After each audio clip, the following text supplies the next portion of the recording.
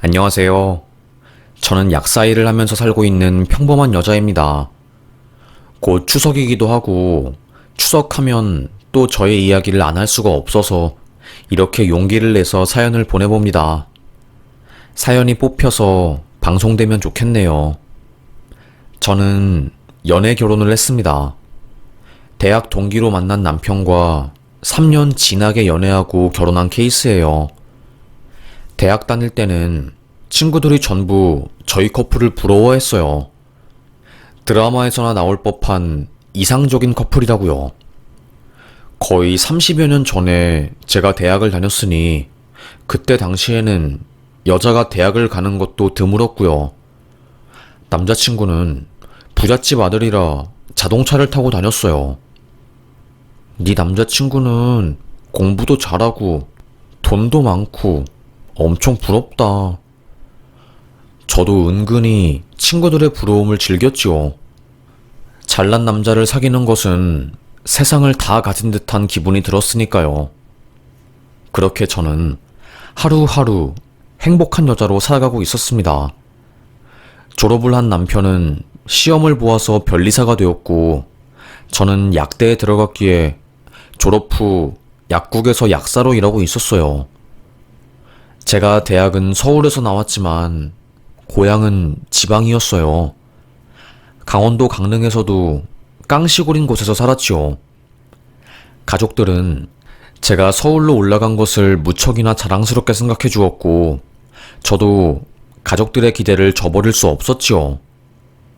버는 돈의 대부분을 엄마 아빠에게 보내주었으니 말이죠. 아빠는 감자 농사를 지으셨고, 엄마는 아빠의 농산일을 도와주시고는 했는데, 씨감자를 사고 토지 빌린 대금을 내면 꼭 현금이 부족하거든요.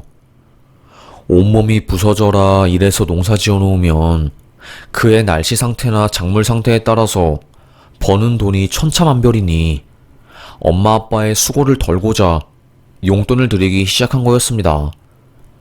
그냥 간단히 말해서 가난한 집이었어요. 자식들이 부모의 노후를 책임져야 할 수도 있는 그런 전형적인 가난한 집이었지요. 남자친구는 저를 너무 사랑해서 저희 집이 가난하든 가난하지 않든 상관하지 않았어요. 그냥 제가 좋다고 그랬거든요. 저라는 사람이 너무나도 소중하고 없으면 안 된다고 했어요. 그래서 청혼까지 한 거죠. 저도 내가 이런 남자를 다시 만날 수 있을까? 나를 이렇게 사랑해주는 이런 멋진 남자를 언제 또다시 만날 수 있을까? 절대 없을 것 같아. 이 남자 놓치면 안 될 것 같아. 확신이 들자 청혼을 받아주었지요. 엄마 아빠에게 나 오빠랑 결혼할 거야. 청혼 받았어. 그러냐? 알겠다. 그런데 어쩌냐. 우리가 해줄 수 있는 게 없어서. 엄마 아빠는 결혼식 때 보탬이 안 될 것 같다며 저에게 미안해했어요. 됐어. 내가 언제 부모님한테 기댄 적 있어? 그냥 알고만 있으라고. 나 오빠랑 결혼할 거니까. 그런데 그 짝집에서는 뭘 하셔? 우리 딸내미 반대하는 거 아니요? 엄청 부잣집이라며. 부잣집들은 며느리 집안도 엄청 본다는데. 저는 아무 말도 안 했어요. 왜냐하면 엄마 아빠의 우려대로 시댁에서 저에 대한 반대가 엄청났었거든요. 그 애가 직업은 좋다만 그래도 너무 집안이 비교되지 않니? 남자는 재력, 여자는 집안을 봐야지 아들. 시골 태생에 부모님께서 농사꾼이시니 반대가 이만저만이 아니었습니다. 그럼에도 불구하고 그 당시에는 저에게 푹 빠진 남편이 나 정말로 이 여자 아니면 결혼 못할 것 같아. 그러니까 나 포기 안 할 거니까 그렇게 알고 있어. 아주 강경하게 입장을 표현한 것이었죠. 아시잖아요, 여러분들도. 자식 이기는 부모는 없다고요. 그래서 결국 어머님께서 그러면 며느리 될 아이 얼굴이라도 한번 보자. 인상이나 관상 이런 것도 다 보고 결정해야 하지 않겠니? 저를 부른 겁니다. 강원도에 잠깐 내려가 친척의 약국에서 일하고 있었던 저는 그 소리를 듣자마자 너무 기뻐서 막 방방 뛰었어요. 그래도 제가 조금이나마 그 집안에서 받아들여진 것만 같은 기분이 들어서요. 강릉 시외버스터미널로 가서 버스표를 끊고 서울역에 도착했습니다. 지금이야 서울역이 싹 리모델링 되어서 아주 깔끔하고 세련되었지만 그 당시만 해도 서울역은 노숙자에 거지에 별의별 사람 천국이었습니다. 깜빡 정신 놓으면 가지고 온 짐들 다 털리는 것은 예사도 아니었어요. 그런 곳이 바로 서울역이었죠. 이리저리 두리번거리면서 종로로 가던 버스를 찾던 중 한 아이가 앙앙 울면서 어떤 남자의 손에 이끌려 질질 끌려가는 겁니다. 주변을 걷고 있던 어른들은 의뢰에 있는 일인 것처럼 관심을 주지 않았어요. 싫다고요. 엄마. 그 아이는 너무 간절하게 엄마를 찾고 있었어요. 그 아이를 데리고 가는 남자는 어설프게 삼촌 흉내를 내더군요. 엄마가 찾아서 그래. 그러니까 삼촌 손 잡고 엄마한테 가자. 뭔가 느낌이 이상했습니다. 아이는 자지러지듯이 울면서 따라가지 않으려고 발버둥을 치는데 마치 그 남자는 빨리 사람들의 시선을 피해서 그 아이를 으슥한 곳으로 데리고 가려고 하는 것 같았어요.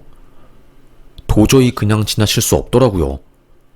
그래서 저는 잠시만요.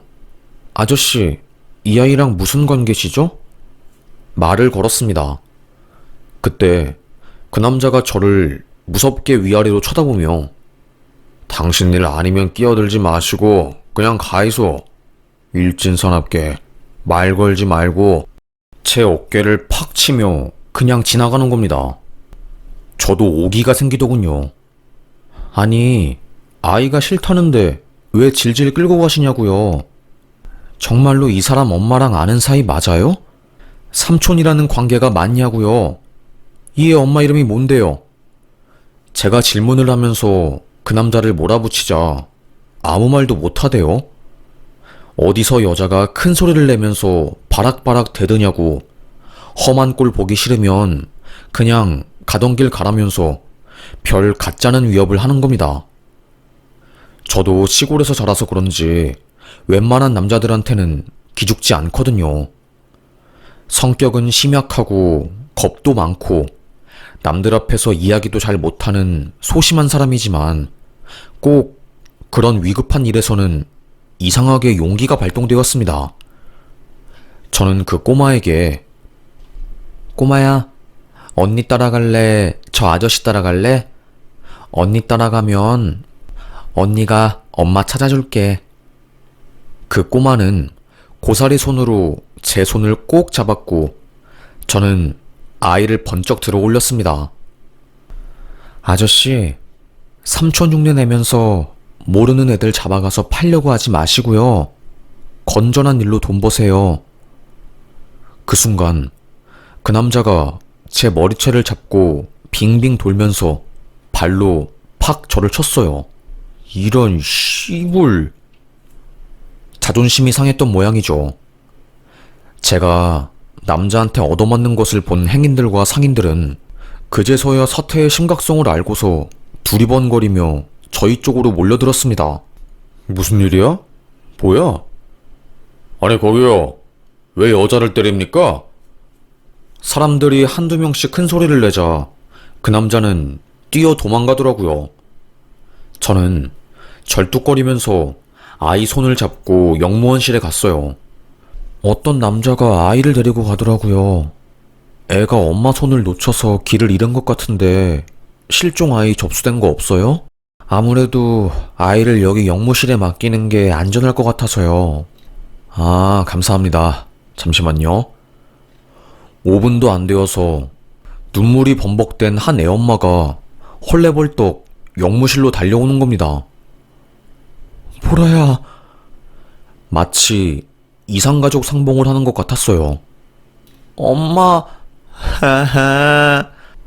아이는 그제서야 펑펑 아주 서럽게 눈물을 터뜨렸죠. 보는 제가 다 눈물이 날 정도였습니다. 보라야, 엄마가 화장실 앞에서 꼼짝 말고 기다리라고 했잖아, 보라야. 알고 보니 그의 엄마가 갑자기 생리가 터져서 생리대를 얻어온다며 아이를 화장실 앞에 두고 앞에 있는 매점에 간 거였어요. 그렇게 생리대를 사고 나왔는데 화장실 앞에 있는 애가 사라진 거고 깜짝 놀라서 이리저리 막 돌아다니면서 애를 찾았나 봐요. 서울역에는 처음 온 모양이더라고요. 거기는 정말 범죄자들 소굴이라서 단 한시라도 애에 손을 놓으면 금방 애들이 사라지거든요. 그래서 그 아이도 엄마가 눈에 안 보이니 무서워서 엄마 닮은 사람 뒤를 쫓아가다가 길을 잃어버린 거고, 그걸 본 한 나쁜 놈이 애를 잡아다가 팔아버리려고 질질 끌고 간 거였습니다. 지금 세대는 이런 이야기가 믿기지 않을 거예요. 그쵸? 그런데 정말 제 나이대 사람들은 다들 공감하실 겁니다. 예전에는 아동복지회에서 엄마 아빠 멀쩡하게 있는 애들을 고아로 만들어서 해외로 보낸 뒤에 지원금을 받는 일도 엄청 많았고, 애들을 껌파리로 만들어버리는 경우도 엄청 많았습니다. 그래서 실종 아동들도 수도 없이 많았고요. 하여튼 그의 엄마는 저를 보자마자 너무너무 고맙다며 무릎을 꿇고 감사를 표했어요. 저는 괜찮아요. 에휴, 서울역 같은 곳에서는 더더욱 조심해야 해요. 노숙자도 많고 애들 노리는 사람들도 있어서요. 서울역 많이 왔다 갔다 해봐서 저는 대충 여기 판을 알거든요. 정말 감사합니다. 제가 은혜를 좀 보답하고 싶은데. 아니에요. 됐어요. 제가 지금 약속이 있는데 늦어가지고 괜찮습니다. 손목시계를 보니 세상에 2시간 일찍 서울에 도착했는데 이미 아이 엄마 찾아주는데 1시간 반이라는 시간이 훌쩍 지나버린 거였습니다. 서울역에서 종로 약속 장소로 가려면 적어도 넉넉 잡아 1시간 정도 걸리는데 큰일 났던 거였어요. 아주 잘 보여야 하는 자리인데 그 납치범이 발로 저를 차는 바람에 옷도 다 더러워졌고요. 늦은 대로 후다닥 달려갔지만 20분이나 늦어버렸습니다. 남편은 눈으로 저에게 "왜 이렇게 늦었어?" 라며 책망을 했고, 어머님은 저를 위아래로 쳐다보며 어이없다는 듯이 웃었어요. 면목이 없죠. 사람을 기다리게 만들었으니 100% 저의 잘못이라서 저는 연신 죄송하다며 고개를 숙였어요. 에휴, 더 들어볼 것도 없다. 밥이나 먹자. 저에게 눈길도 안 주고 밥만 드셨습니다. 어머님이요. 저는 서울역에서 잠깐 사고가 있어서 죄송합니다. 핑계인 거 알지만 2시간 일찍 나왔는데 예상치 못한 일이 터져서. 남편도 "엄마, 이 사람이 원래 늦는 사람이 아닌데 진짜 일이 있었나 봐. 나랑 사귈 때도 한 번도 늦은 적이 없었어." 이미 건너지 못할 강을 건넌 것만 같았어요. 한숨을 푹 쉬며 어머님은 "다 먹었으면 가자." 먼저 일어나셨습니다. 저는 "어머님." 기어 들어가는 개미 같은 목소리로 뒤를 졸졸 따라갈 수밖에 없었죠. 그렇게 첫 만남이 이루어졌습니다. 남편도 "당신 이렇게 중요한 날 왜 늦은 거야? 그게 아니라 서울역에서 엄마 잃어버린 애를 영무실까지 데려다 주느라. 아이고 참, 그래도 그렇지. 정말 다행인 것은 그래도 시어머님이 저의 인상이 나쁘지 않다면서 고집을 꺾어주셨어요. 자식 이기는 부모 없듯이 결국 아들의 손을 들어준 거였죠. 그렇게 본격적으로 상견례 약속을 잡게 되었습니다. 남편에게 나이 차이 많이 나는 누나가 있다는 이야기는 들었지만 연애하면서 한 번도 본 적이 없었어요. 그래서 그날은 신우될 사람도 처음 보는 날이었죠. 결혼했다가 이혼해서 아이를 혼자 키우시고 있었고 전문의 자격증을 따지 않고 그냥 일반 의사 자격증만 따서 페이닥터로 일한다는 간단한 정보만 들었습니다. 그런데 세상에, 상견례장에 도착해서 신우 얼굴을 본 순간 저는 깜짝 놀랐어요.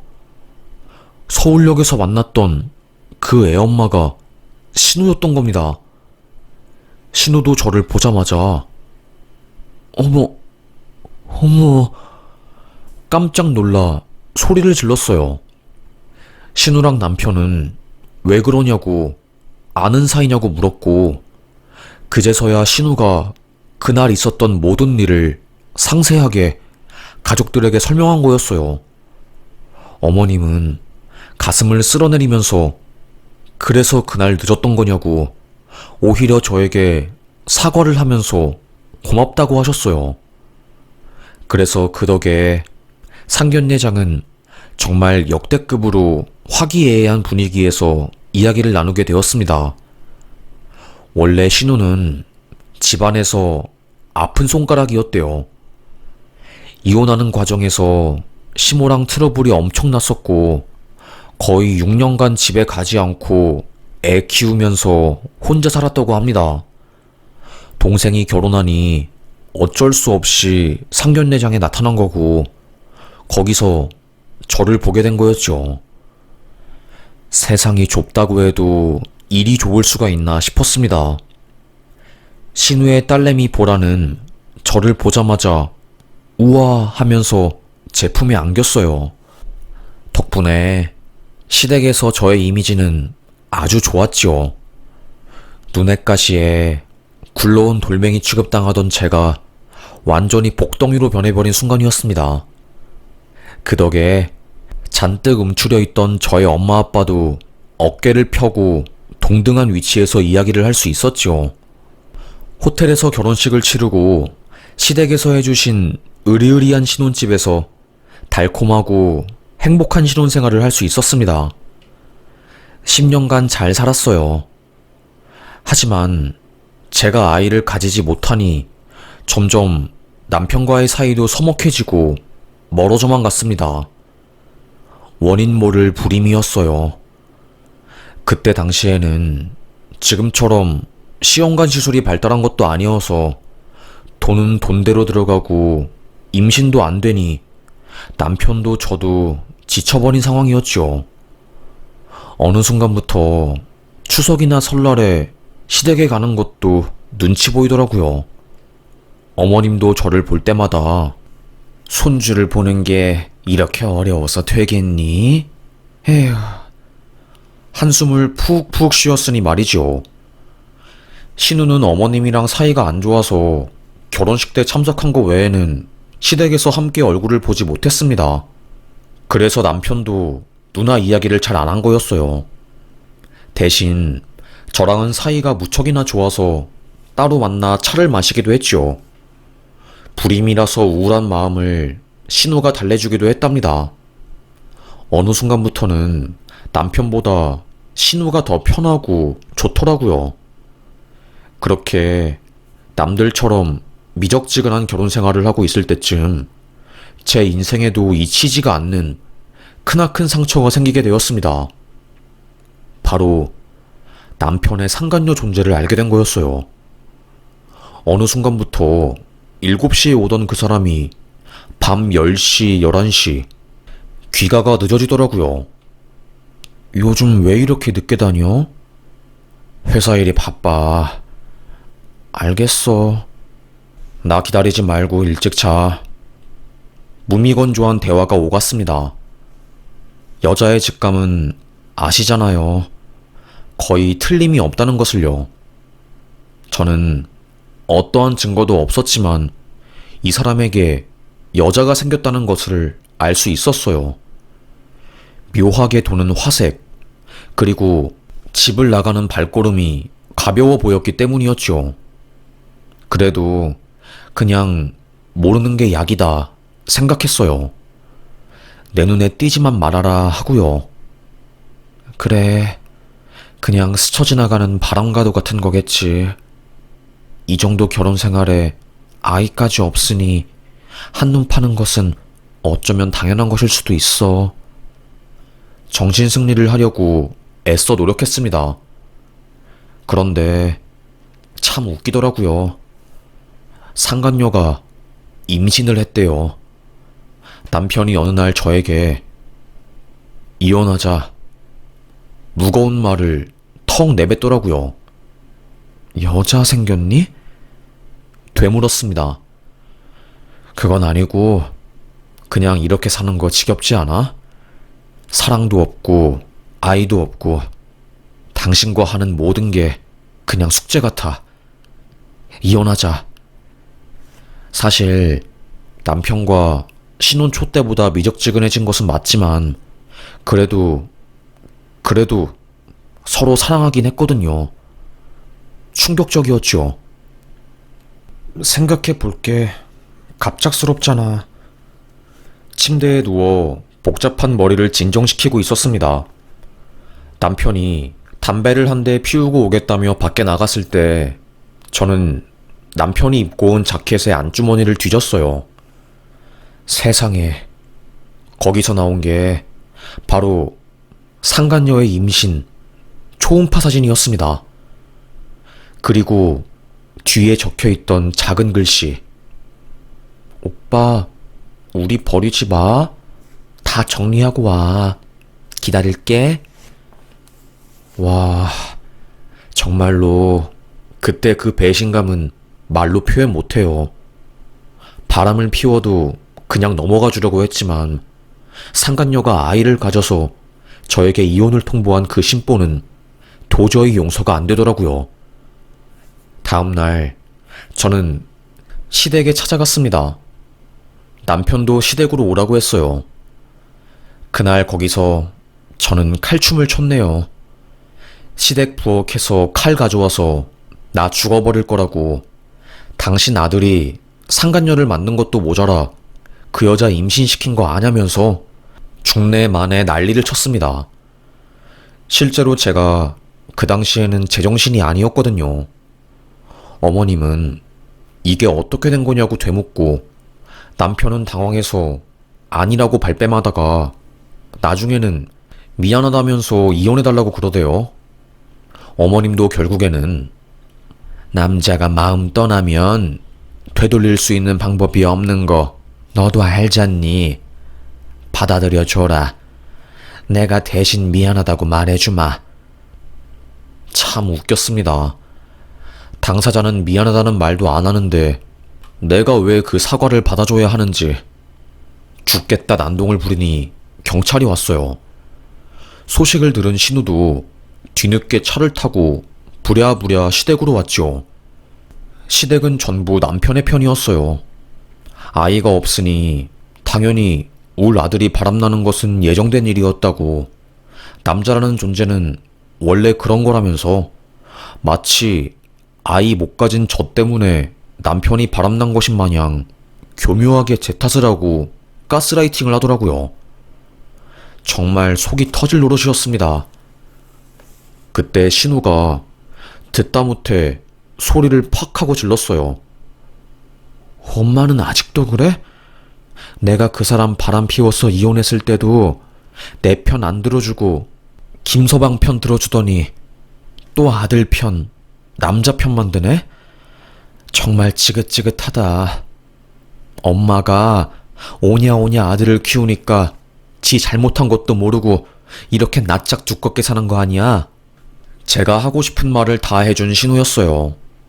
그리고 할 말을 마친 신우는 갑자기 제 남편의 얼굴을 잡더니 오른손으로 얼굴을 팍 내려치더라고요.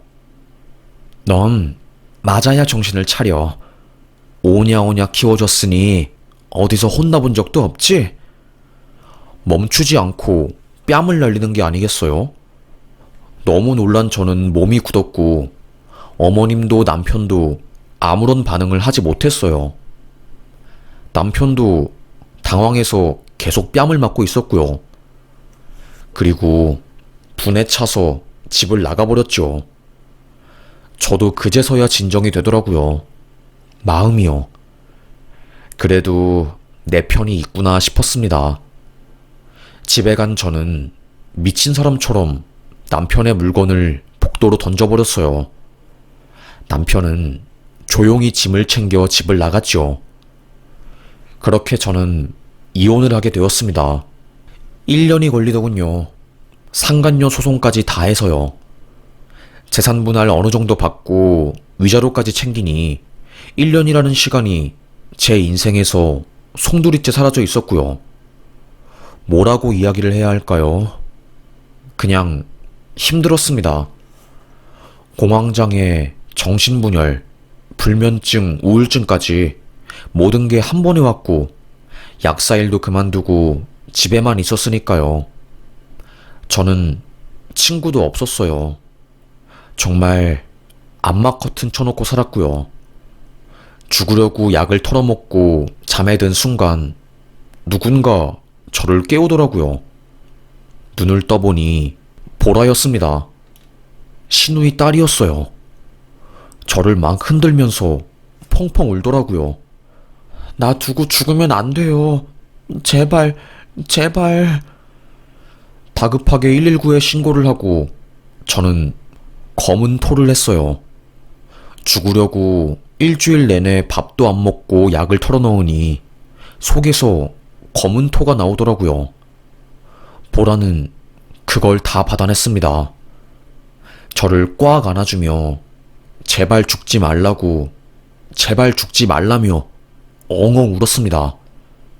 그때 정신이 번쩍 들더라고요. 내가 10여 년 전 살려준 그 아이가 커서 이제는 나를 살려주는데 내가 이렇게 나약하게 있으면 안 되는데.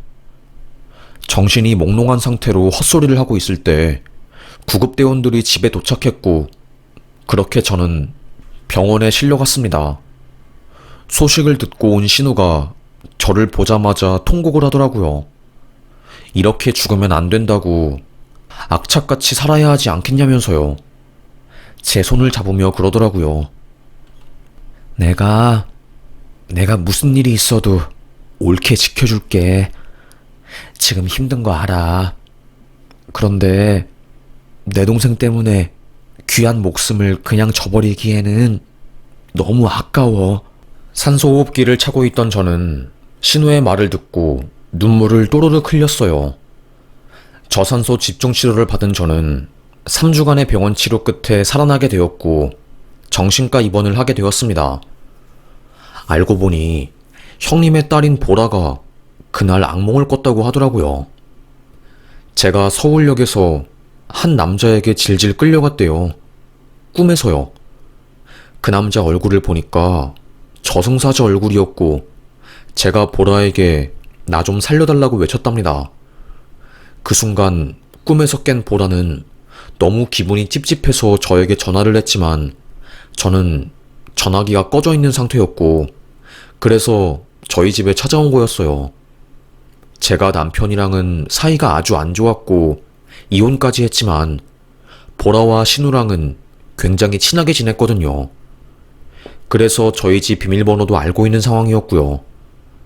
보라 덕분에 제가 살 수 있었던 거였어요.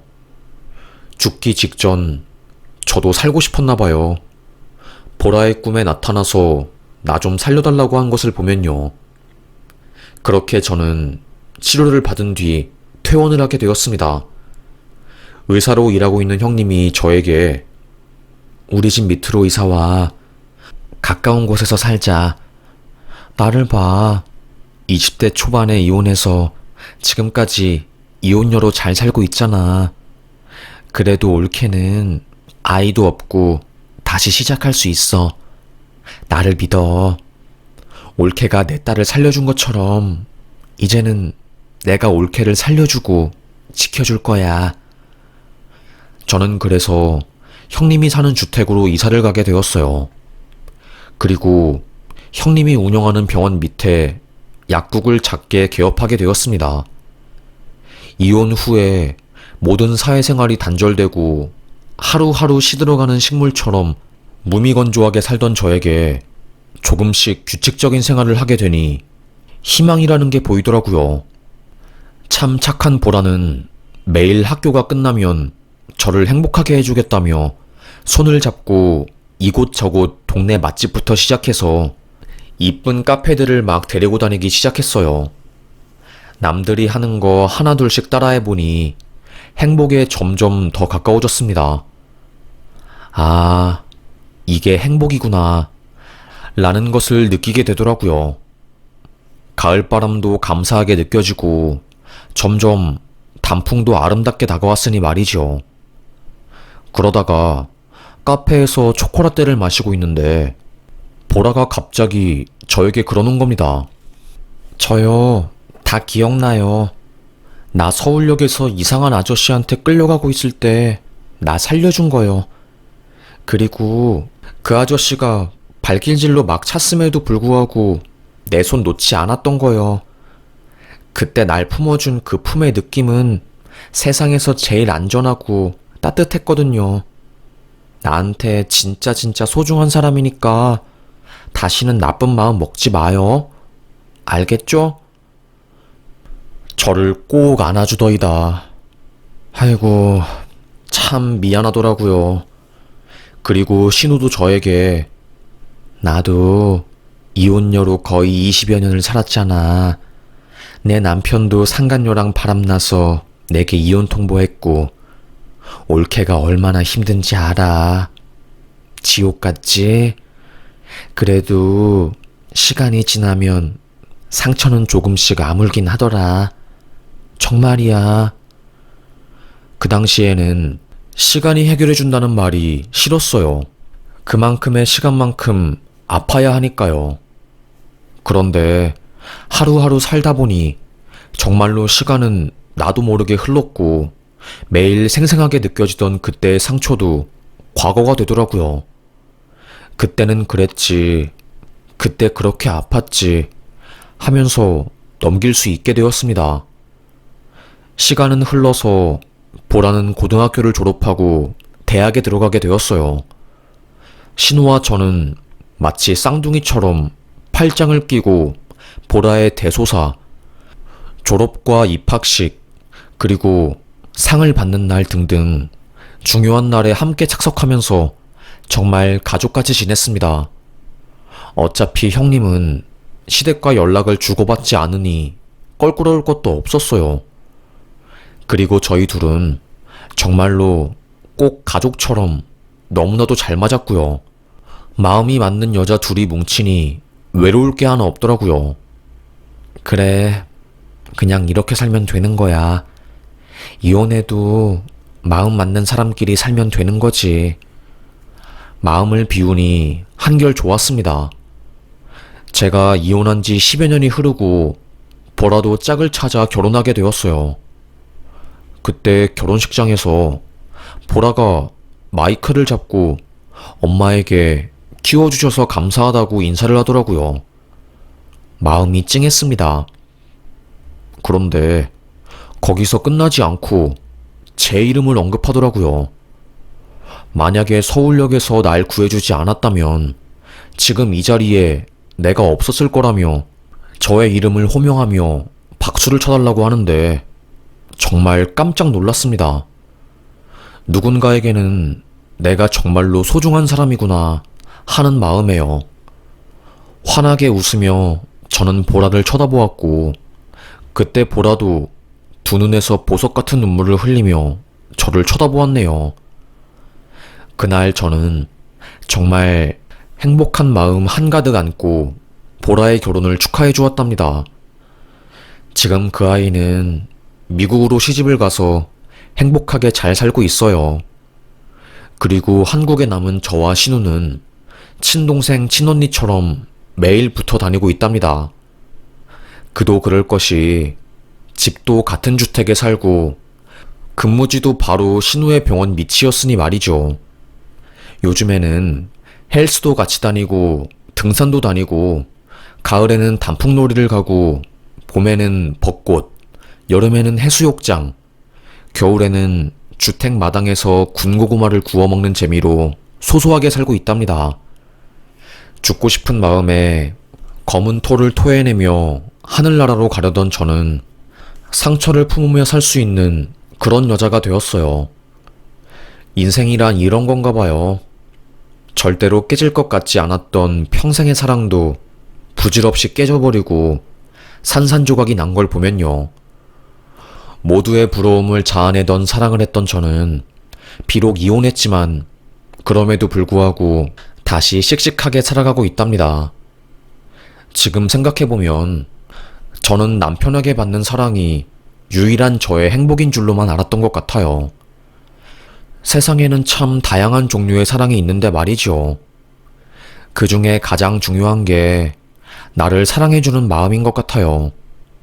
내 자신이 나를 사랑하는 그 마음이 제일 중요한 것 같습니다. 나이 50이 넘어 그걸 깨달았네요.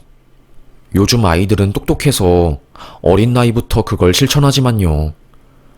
추석이 다가오기도 하고 항상 이맘때쯤 가을바람이 불어올 때면 전남편과 시댁에서 난리친 그 순간이 머릿속을 스쳐 지나가 저를 고통스럽게 하는데 이제는 여기서 딱 털어놓고 잊어버리려고 용기를 내서 사연을 작성하게 되었습니다.